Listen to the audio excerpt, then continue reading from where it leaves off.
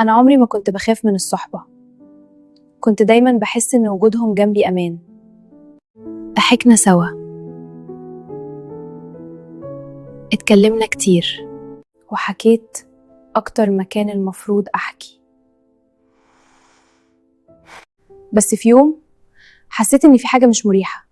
كلام بيتقال من ورايا، نظرات غريبة. الصحبة السوء مش بتشدك لفوق، بتخليك تتغير وانت مش واخد بالك. تضحك على حاجة عمرك ما كنت تضحك عليها، وتسكت على حاجة عمرك ما كنت تسكت عليها.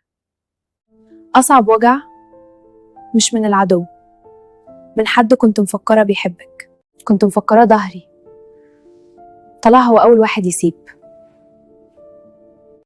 بس تعرف، الوجع بيعلم، بس تعرف بيخليك تشوف بوضوح وتختار مين يدخل حياتك ومين يفضل بره.